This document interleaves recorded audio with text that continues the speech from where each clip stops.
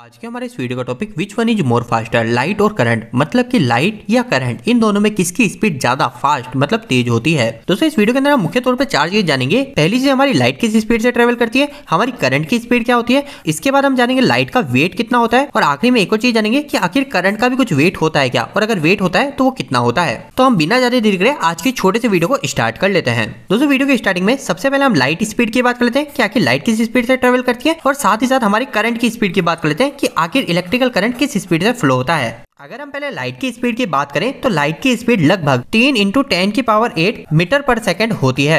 अगर हम इस वैल्यू को नॉर्मल तरीके से देखें तो काफी सिंपल है। हम 3 और बाद में ऊपर यहाँ पे 8 जीरो है तो हम इसके आगे 8 जीरो लगा देंगे। 1 2 3 4 5 6 7 8। अगर हम इसको किलोमीटर पर सेकंड में निकाले तो हमको डायरेक्ट इसमें 3 जीरो को हटा लेना है, और बाद में हमारे पास में जो वैल्यू आती है वो आती है 3 लाख किलोमीटर प्रति सेकंड। मतलब कि हमारी जो लाइट की स्पीड होती है वो होती है 3 लाख किलोमीटर प्रति सेकंड। अब दोस्तों इसके बाद में अगर हम करंट की स्पीड की बात करें तो करंट की क्या स्पीड होती है, तो यहाँ पे मैं आपको बता देना चाहता हूँ कि करंट की जो स्पीड होती है वो कई सारी चीजों पे डिपेंड करती है। इसमें जो सबसे मुख्य चीज होती है वो होती है कंडक्टर की कंस्ट्रक्शन के ऊपर। मतलब कि हमारा जो वायर जो तार है वह हमारा किस तरीके से बनाया गया है, उसका मटेरियल क्या है, इन सभी पॉइंट पे हमारी करंट की स्पीड डायरेक्ट डिपेंड करती है। इसी के साथ ही दोस्तों आपको यह भी पता होना चाहिए कि करंट की जो स्पीड होती है वह हमारे कंडक्टर पर हमने कौन सा इंसुलेशन यूज किया गया है उस पर भी डिपेंड करती है, और साथ ही साथ फ्रीक्वेंसी पे भी डिपेंड करती है। लेकिन अभी के लिए हम ज्यादा बात ना करते हुए इन सभी चीजों को आइडल मान लेते हैं, और फिर बाद में हम बात करते हैं कि आखिरकार हमारी करंट की स्पीड कितनी होती है, और वो हमारी लाइट की स्पीड से कम होती है या फिर ज्यादा होती है।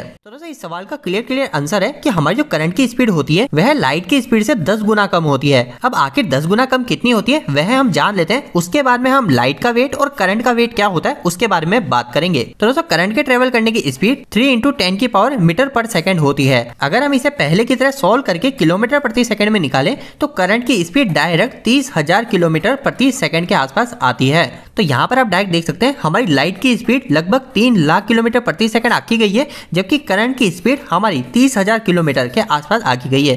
दोस्तों यहाँ पे मैं आपको एक और बात वापस से बोल देना चाहता हूँ कि यह जो नंबर है ये बिल्कुल एग्जैक्ट नंबर नहीं है, क्योंकि हमारी जो स्पीड होती है ये कई सारे फैक्टर के ऊपर डिपेंड करती है। अगर मैं आपको एक क्लियर आइडिया दूं तो हमारी जो करंट की स्पीड होती है वो लगभग 28,000 किलोमीटर प्रति सेकंड से लेकर 30,000 किलोमीटर प्रति सेकंड की स्पीड पर ट्रेवल करती है। अब दोस्तों इन सभी के बाद में हमारे सामने दो छोटे छोटे और सवाल बच जाते हैं। पहला है कि आखिर लाइट का क्या वेट होता है, और सेकंड है कि करंट का वेट कितना होता है। तो इनमें हम सबसे पहले लाइट के वेट की बात कर लेते हैं। तो दोस्तों इसका साफ साफ आंसर है कि लाइट का वेट हमेशा 0 होता है। अब आप बोलेंगे कि आखिर लाइट का वेट 0 कैसे होता है, तो आपको एक बात का यह ध्यान रखना है, जिस तरीके से हमें पता है हमारी दुनिया में जितनी भी चीजें होती है वो कई सारे छोटे छोटे एटम से मिलकर बनी होती है। जैसा कि मैंने आपको ऑलरेडी कई बार बता भी रखा है कि एटम के अंदर हमारे इलेक्ट्रॉन होते हैं, प्रोटॉन होते हैं, न्यूट्रॉन होते हैं।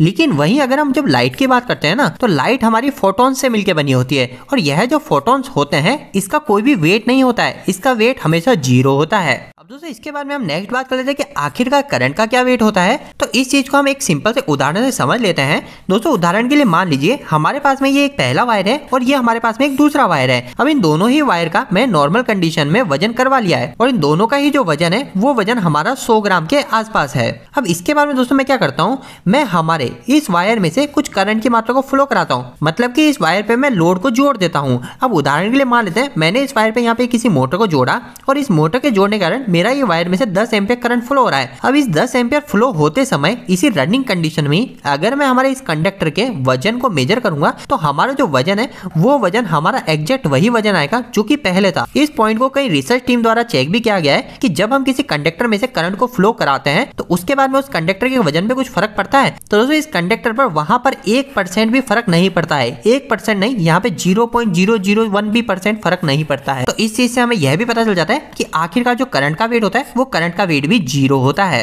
तो दोस्तों उम्मीद है कि आज के इस वीडियो के माध्यम से कहीं ना कहीं आपको कुछ बेहतर जानकारी मिली होगी। आपको ये वीडियो कैसा लगा, इस वीडियो को लाइक करके जरूर बताएं। अगर आपको कोई भी सवाल इस वीडियो के प्रति इलेक्ट्रिकल, तो आप मुझे नीचे कमेंट बॉक्स में कमेंट करके पूछ सकते हैं। इलेक्ट्रिकल वीडियो अगर आप पसंद करते हैं आज हमारे चैनल को सब्सक्राइब कर लीजिए। आज के लिए इतना ही, धन्यवाद।